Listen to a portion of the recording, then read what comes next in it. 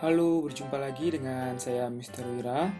Di video kali ini kita akan lanjut bahas tentang himpunan, yaitu mengenai sifat-sifat himpunan. Nah, di video himpunan sebelumnya kita sudah belajar mengenai pengertian himpunan, cara menyajikan himpunan, himpunan kosong, dan himpunan semesta. Kali ini kita akan belajar tentang sifat-sifat himpunan yang terdiri atas 4 bahasan.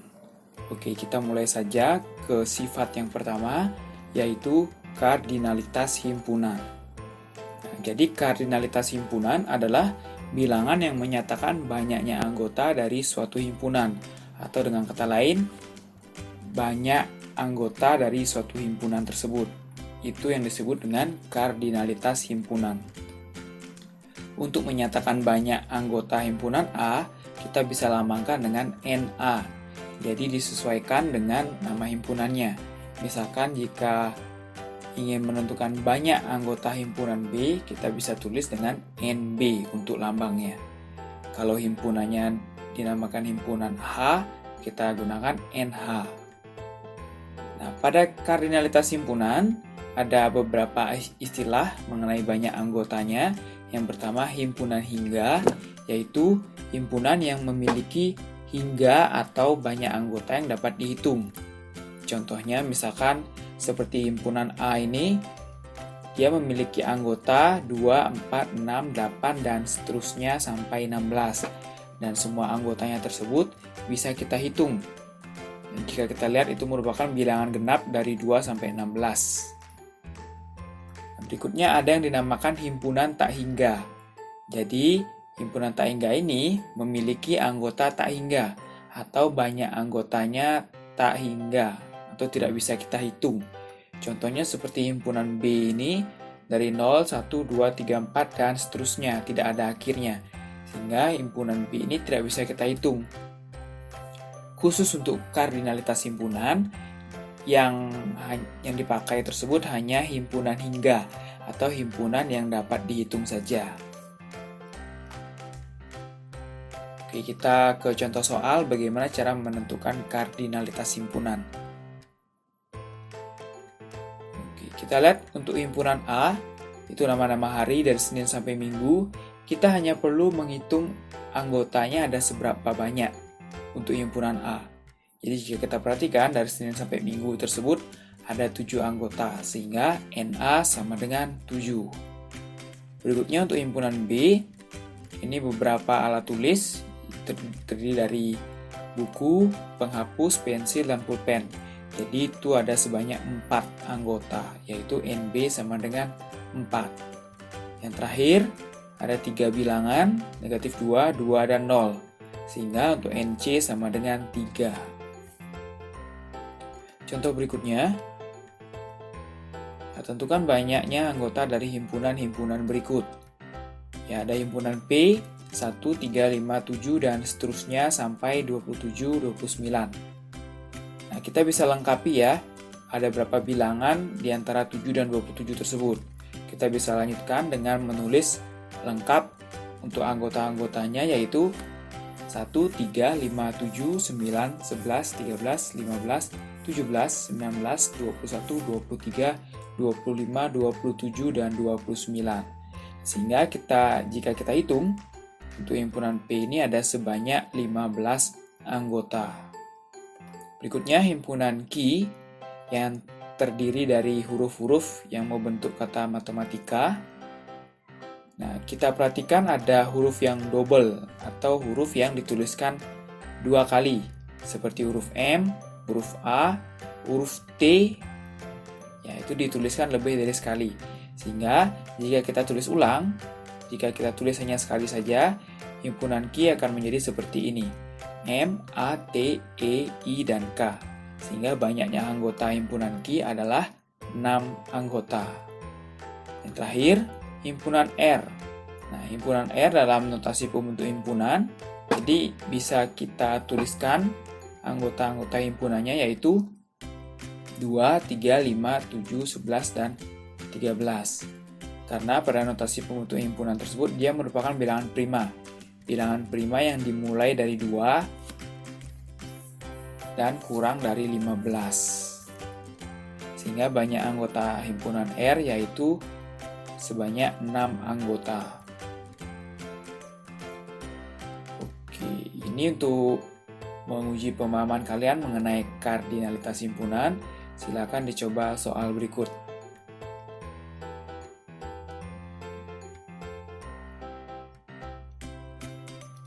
Sifat yang kedua yaitu himpunan bagian.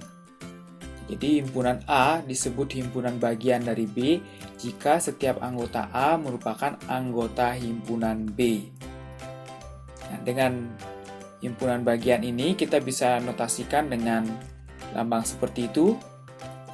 Nah, jadi seperti huruf C ya, huruf C yang lebih pipih untuk notasi himpunan bagian.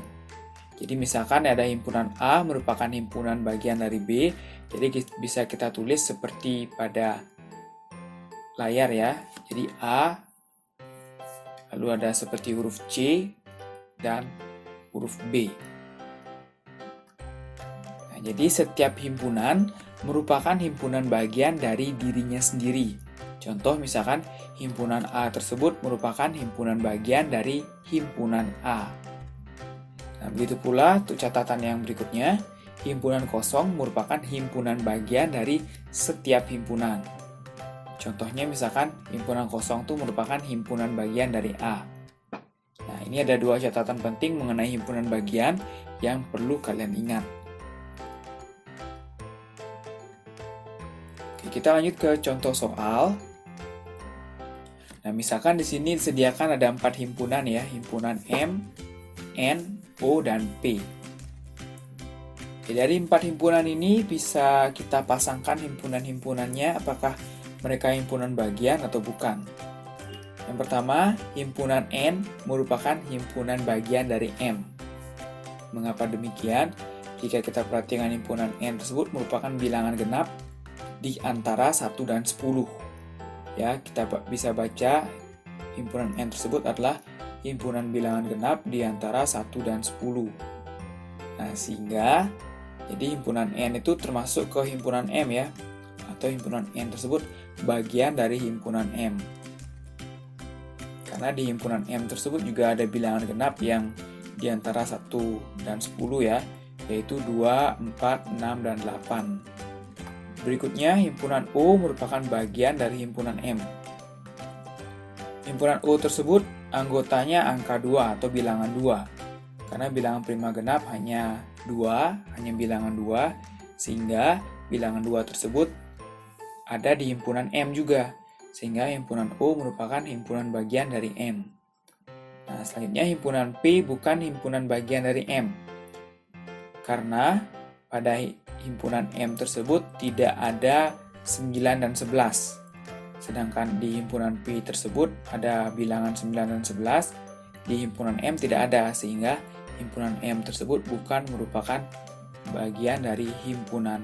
Maksudnya himpunan P tersebut bukan himpunan bagian dari M. Nah, begitu pula untuk P bukan himpunan bagian dari N. Ya, bisa kalian cek untuk anggota P yang tidak ada di N. Begitu pula himpunan O ini juga merupakan himpunan bagian dari N. Karena himpunan O tersebut anggotanya ada di N semua. Selanjutnya, sifat yang ketiga yaitu himpunan kuasa. Jadi himpunan kuasa dari himpunan A adalah semua himpunan bagian dari A. Jadi semua himpunan bagian atau semua kemungkinan himpunan bagian dari A tersebut dikumpulkan dan disebut dengan himpunan kuasa.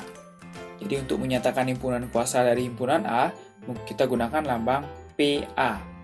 Jadi yang dalam kurung tersebut bisa tergantikan dengan nama himpunan lain ya. Nah, jadi banyak anggota himpunan kuasa dari himpunan A bisa kita lambangkan dengan NPA.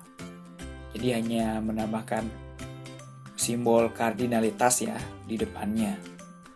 Oke, kita ke contoh soal. Nah, jika misalkan ada himpunan A yang anggotanya 1, 3, dan 5, tentukan himpunan kuasanya. Kita tentukan semua himpunan bagian yang mungkin dari himpunan A. Nah, jadi bisa kita tuliskan seperti ini. Nah, jadi yang pertama pasti kita tuliskan himpunan kosong. karena himpunan kosong merupakan himpunan bagian dari semua himpunan. Yang berikutnya kita tuliskan himpunan yang anggotanya 1, berikutnya yang anggotanya 3, yang anggotanya 5, selanjutnya himpunan yang anggotanya 1 dan 3, 1 dan 5, 3 dan 5, dan yang terakhir himpunan yang anggotanya 1, 3, dan 5. Jadi banyak anggota himpunan kuasanya, yaitu ada 8. Oke, mari kita coba latihan soal berikut untuk menentukan himpunan kuasa dari himpunan A dan himpunan B.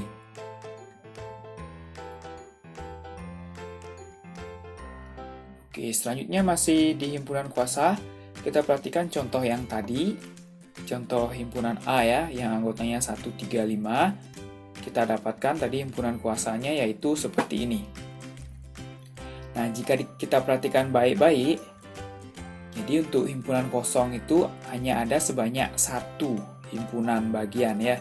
Jadi ada sebanyak 1 himpunan bagian dengan 0 anggota. Selanjutnya, nah ini kita perhatikan ada sebanyak 3 himpunan bagian dengan 1 anggota saja. Nah, selanjutnya ada sebanyak 3 himpunan bagian dengan 2 anggota. Dan yang terakhir, ada sebanyak 1 himpunan bagian yang memiliki 3 anggota. Oke, jika kita lihat ya, nah masing-masing dia dikelompokkan ya untuk himpunan bagiannya. Ada yang himpunan kosong, ada yang hanya memiliki 1 anggota, yang memiliki 2 anggota, dan yang terakhir yang memiliki 3 anggota. Nah, bagaimana cara kita menentukan banyak himpunan bagian yang memiliki N anggota jika kita tidak mencari himpunan kuasanya secara manual seperti ini? Kita bisa gunakan bantuan segitiga Pascal. Segitiga Pascal bisa kita perhatikan pada sini ya, pada angka-angka ini. Nah, jadi 3 angka teratas itu kita tuliskan 1, 1, 1 ya. Sedangkan angka yang paling pinggir, paling kiri dan paling kanan ini angka 1, dan angka di tengah-tengahnya ini diperoleh dari penjumlahan dari 2 angka di atasnya. Contoh, angka 2 ini diperoleh dari 1 ditambah 1 ya, 2 angka di atasnya. Atau angka 4 ini diperoleh dari 1 ditambah 3 angka di atasnya. Nah, itu cara membuat segitiga Pascal. Jadi segitiga Pascal bisa dituliskan sampai tak terhingga ya. Yang ini dicontohkan hanya sampai segini saja untuk menuliskan segitiga Pascal. Nah, jika kita perhatikan, tiap-tiap baris segitiga Pascal ini mewakili untuk himpunan bagian dari suatu himpunan yang memiliki anggota atau banyak anggota yang berbeda-beda. Contoh, misalkan untuk himpunan bagian yang banyak himpunannya memiliki 2 anggota seperti A dan B, sehingga bisa kita perhatikan untuk baris angkanya yaitu 1, 2, 1. Sedangkan contoh yang tadi, dia memiliki 3 anggota ya. Himpunan A yang tadi memiliki 3 anggota, jadi kita perhatikan di angka atau baris angka 1, 3, 3, 1. Nah, tadi mirip seperti angka yang kita dapatkan 1, 3, 3, 1 tadi. Kita flashback dulu. Nah, seperti ini ya. Jadi kita mendapatkan angka 1, 3, 3, 1 ini. Nah, itu ada artinya. Artinya seperti ini. Jika kita lihat yang untuk paling bawah ya, baris paling bawah ini untuk himpunan bagian dari himpunan yang punya 6 anggota ya. Jadi kita perhatikan untuk angka yang paling kiri ini menyatakan himpunan kosong. Jadi himpunan kosong itu ada sebanyak 1. Sedangkan 6 ini mengartikan banyaknya himpunan bagian dengan 1 anggota. Sedangkan 15 banyaknya himpunan bagian dengan 2 anggota. Begitu pula seterusnya sampai 1 yang paling kanan ini banyaknya himpunan bagian yang memiliki 6 anggota.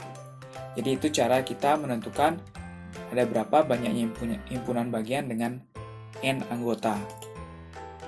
Nah, misalkan A himpunan dan PA adalah himpunan kuasa dari A. Nah, jika banyak anggota A tersebut adalah N, dengan N merupakan bilangan cacah, maka banyak himpunan kuasa kita bisa rumuskan dengan 2 pangkat N. Oke, kita langsung ke contoh soal. Nah, misalkan diketahui himpunan B 1, 2, 3, 4, 5. Nah, kita tentukan banyaknya himpunan bagian dari B yang memiliki 3 anggota. Nah, kita bisa pakai segitiga Pascal ya. Jadi kita bisa berhenti untuk menulis segitiga Pascal sampai baris ke-6. Ya. Kenapa sampai baris ke-6? Karena di baris ke-6 ini untuk himpunan bagian dari himpunan yang memiliki 5 anggota ya. Karena pada soal kan ada 5 anggota untuk himpunan B. Nah, sekarang kita cari himpunan bagian dari B yang memiliki 3 anggota. Kita hitung dari kiri itu kosong, 1, 2, 3. Nah, berhenti di angka 10 ini ya. Nah, jadi, banyaknya himpunan bagian dengan 3 anggota adalah sebanyak 10. Selanjutnya, diketahui himpunan C dengan anggotanya A, I, U, E, O. Tentukan banyaknya himpunan kuasa dari himpunan C. Kita bisa gunakan rumus menentukan banyak himpunan kuasa yang tadi ya, yaitu 2 pangkat N. Kita tentukan dulu banyak himpunan C, yaitu ada sebanyak 5 anggota, sehingga banyak himpunan kuasanya yaitu 2 pangkat 5 sama dengan 32 banyaknya. Jadi tanpa kita menulis atau merinci dulu ya, apa saja himpunan kuasanya, jadi kita bisa langsung tahu ada berapa banyak himpunan kuasanya dengan cara seperti ini. Oke, mari kita coba untuk soal-soal berikut tentang himpunan kuasa.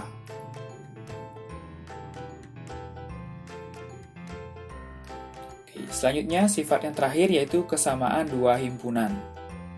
Jadi dua himpunan A dan B dikatakan sama, ditulis A sama dengan B ya, jika setiap anggota di A sama dengan di B.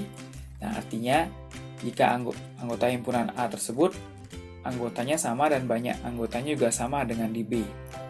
Contoh, misalkan ada himpunan A dan B, himpunan A merupakan bilangan genap antara 1 dan 9, sedangkan himpunan B, himpunan yang terdiri dari 2, 4, 6, dan 8.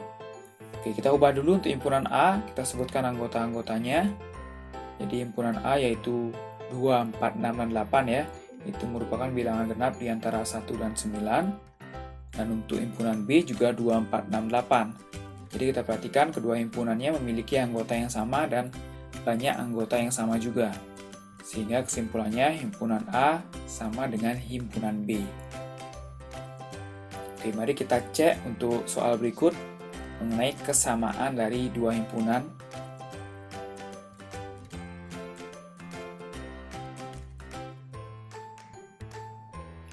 Oke, sekian untuk video kali ini mengenai sifat-sifat himpunan. Semoga kalian paham. Silakan kalian jawab-jawab lagi soal-soal lainnya. Sampai jumpa di video selanjutnya.